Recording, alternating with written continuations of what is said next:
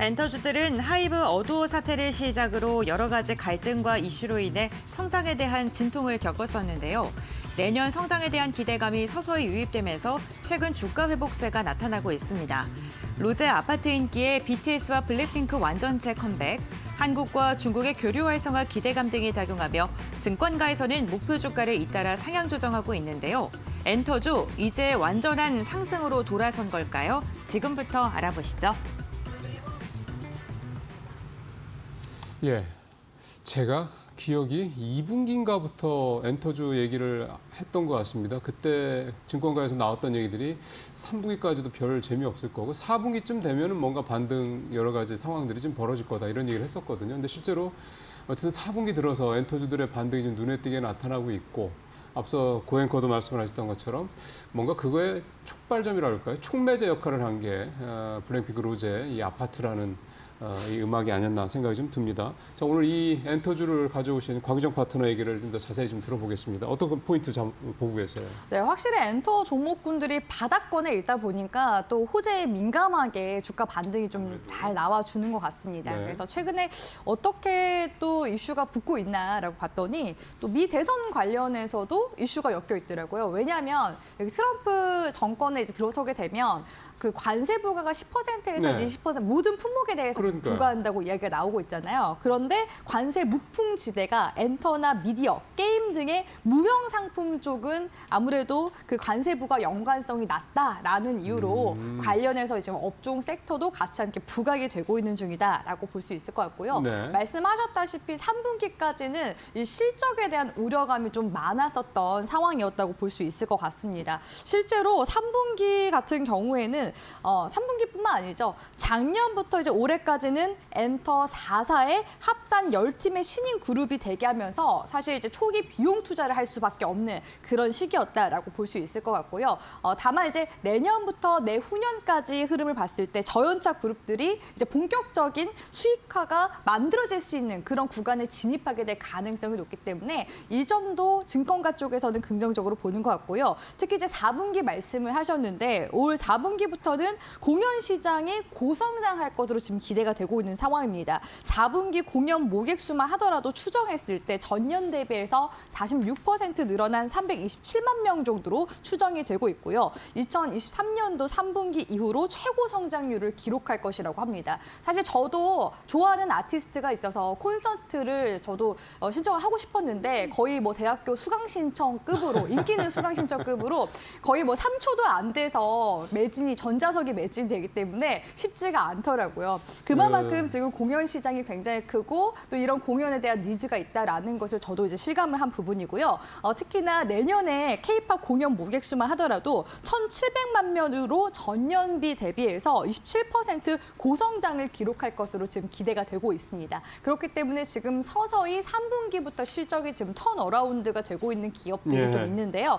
대표적으로 최근에 호실적을 발표한 기업 중에서 JYP 엔터를 들어볼 수가 그렇죠. 있을 것 같은데요. 네. JYP 엔터 같은 경우에도 주요 이제 아티스트 중에서 스트레이트 키즈 같은 경우에 활동도 이제 본격화하게 될 것으로 보여지고 그에 따라서 역시나 그 MD 굿즈라고 표현하죠. 굿즈에 대한 매출 호조세 역시도 이런 실적 개선 요인으로 꼽아볼 수 있을 것 같습니다. 이러다 보니까 이 K-팝 쪽에서도 ETF 상품이 있거든요. ETF 상품도 덩달아서 지금 추세가 올라가고 있는 모습이 관측이 되고 있는데 이 ETF 그 한국투자신탁운용의 에이스 K-팝 포커스라는 ETF의 구성을 보니까요. 4대 엔터테인먼트라고 하죠. SM, JYP 엔터, 하이브, YG 엔터테인먼트 비중이 무려 95% 정도 되더라고요. 네 종목이 다 한 거네요. 그렇기 때문에 사실상 패시브 자금이 들어옴으로써 주가가 반등이 나온 부분들도 분명히 있지 않을까라고 이제 그렇겠죠. 보여지고 있고요.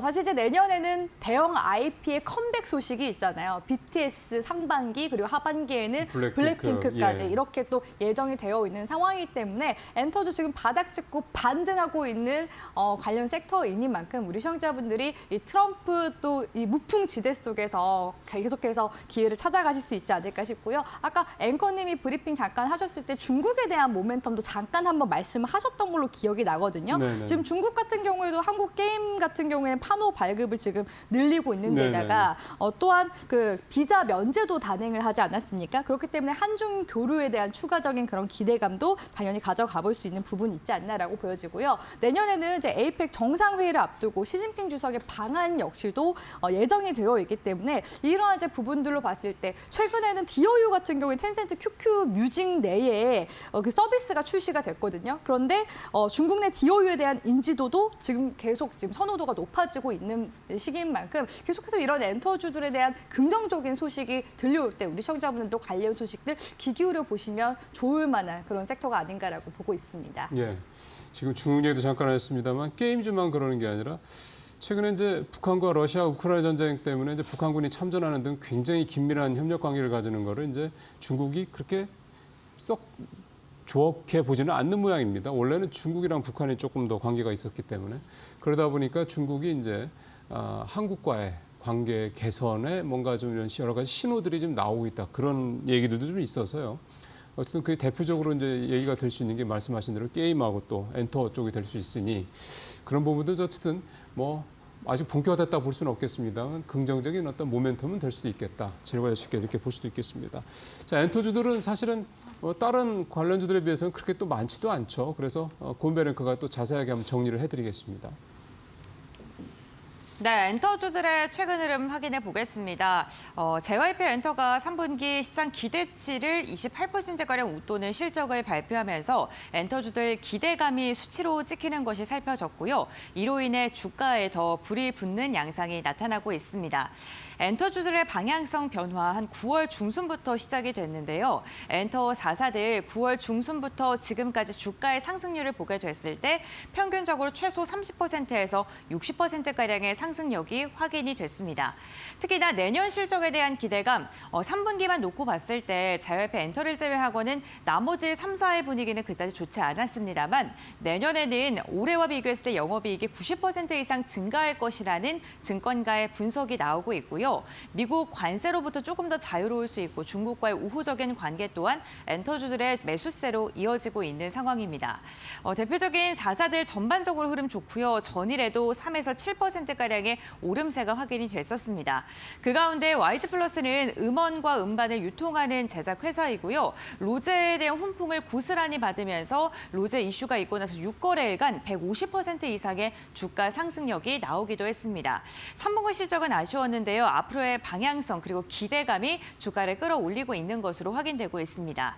다만 엔터주들 9월부터 지금까지 정말 많이 꾸준하게 올랐습니다. 그렇다면 좀 단기 조정을 받지 않을까라는 우려도 하고 계실 것 같고요. 지금 조정을 길게 1년 동안 받았기 때문에 지금부터 방향을 트는 것이 아니냐라는 기대감도 갖고 계실 것 같습니다. 그러나 전문가들은 이 엔터 종목 가운데 어떠한 종목을 조금 더 눈여겨보고 있고 앞으로의 방향성을 어떻게 보고 계실지 지금부터 알아보도록 하겠습니다.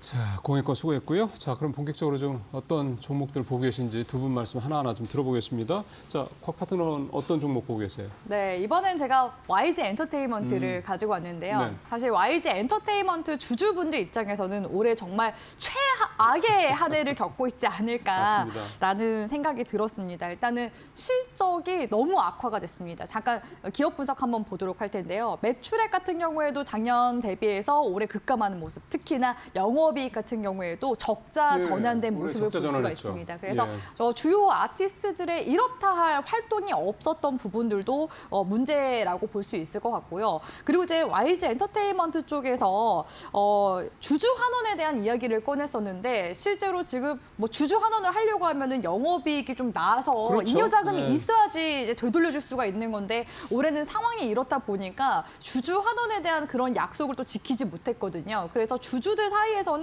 YG 엔터테인먼트 뭐 상폐되는 거 아니냐 이런 소문이 돌기도 했었습니다. 특히나 그 양현석 프로듀서의 이제 동생이라고 볼 수 있는 양민석 대표가 단독 체제에 이제 출범하면서 네. 올해 이렇게 첫 성적표에서 최하점을 이제 받게 됐는데요. 그런데 이제 반면에 양현석 프로듀서 같은 경우에는 올해 상반기에 무려 14억에 달하는 연봉을 수령을 하기도 했었습니다. 그렇기 때문에 주주들은 소가리를 하고 있는데 이런 이제 프로듀서의 연봉은 많으니까 그에 따른 불평, 불만이 더 많이 나올 수밖에 없었던 그런 상황이었던 거죠. 그래서 주주들 입장에서는 자사주 매입도 해야 되는 거 아니냐, 무보수 경영해야 되는 거 아니냐 이런 말들이 또 많이 나오기도 했었고요. YG 엔터테인먼트에서 이제 수익성이 너무 악화되다 보니까 방송 제작 자회사 매각 역시도 지금 진행 중에 있었던 그런 상황입니다. 실제로 올해 또 3분기까지도 계속 지금 영업이익이나 뭐 매출액이나 줄어드는 추세를 계속 보이고 있긴 하거든요. 특히 최근에 컴백한 베이비 몬스터의 제작 비용 같은 경우에는 3분기에 또 이제 선반영이 좀 되지 않을까라고 예상했었는데 이게 또 4분기로 또 미뤄지면서 그렇죠. 네. 그런 이제 부분들까지도 있다 보니까 재무적으로 봤을 때는 진짜 올해 암흑기를 겪을 수밖에 없었던 그런 상황이다라고 볼 수 있을 것 같습니다. 다만 이제 주가라는 것은 또 선반영이지 않습니까? 네. 내년 하반기에 이런 또 블랙핑크 컴백에 대한 기대감이 올해 지금 블랙핑크 멤버들 개별 활동을 하면서 계속해서 막 흥행을 이끌어 나가고 있는 중이잖아요. 약간 미리 좀 바람을 잡는 것 같아요. 그렇죠. 그렇기 네. 때문에 그런 이제 기대감이 계속 좀 들어오고 있다 보니까 최근에 한 2, 3개월 정도는 주가가 드디어 바닥에서 반등권으로 네. 지금 넘어가고 있는 모습이 관측이 됐기도 했었고요. 특히나 이제 남자 그룹 중에서 트레저의 컴백도 이제 예정이 되어 있습니다. 빠르면은 12월 내에 이제 컴백을 하게 된다 한다면은 수익성 측면에서 빠르게 흑자 전환이 이루어지지 않을까라는 기대감도 가져볼 수 있을 것 같고요.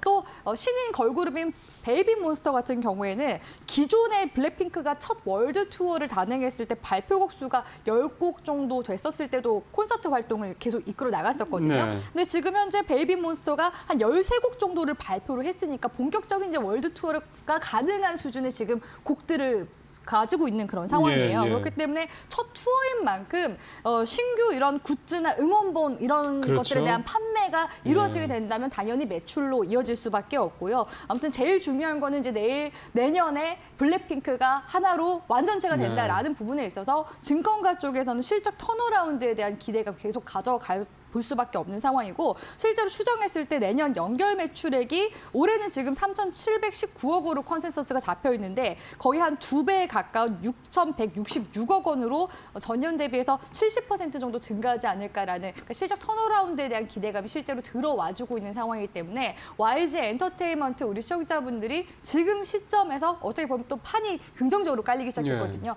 지금부터 좀 주목해 보실 만한 그런 엔터주 중 하나라고 보고 있습니다. 예. 아까 차트 보니까 3만 원대가 잠깐 깨졌더군요. 참 그때 아까 곽유정 파트너 말씀하신 대로 얼마나 많은 분들이 좀 애가 탔을까 싶은 생각이 드는데 벌써 그때랑 비교하면 50% 이상의 좀 주가 상승이 좀 나타나고 있는 그런 모습입니다. 뚜렷하게 좀 반등하고 있다 이런 얘기가 좀 되는 거죠. 뭐 지금이 그러면 또 너무 올라서 이제 뭐 좀 조심해야 될 시점이냐?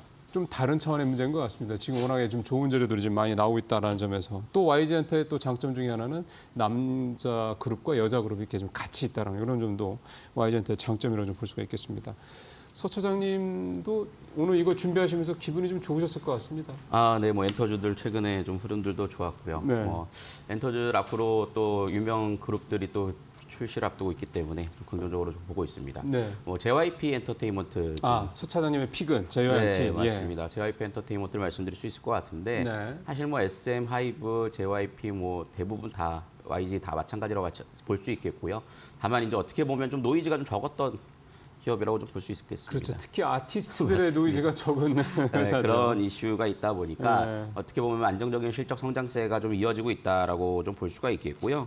3분기 매출액이 한 1,700억 정도에서 영업이익이 480억 정도가 발표가 됐는데 이제 아까 말씀해주셨듯이 스트레이트 키즈가 상당히 미국에서 좀 잘 나가고 있습니다. 그래서 앨범 판매량이 100만 장을 돌파를 했고 미국 내 판매량, 음반 판매량의 4위를 좀 기록을 하면서 상당히 좀 성공 가도를 좀 달리고 있다라고 좀 볼 수 있겠고요.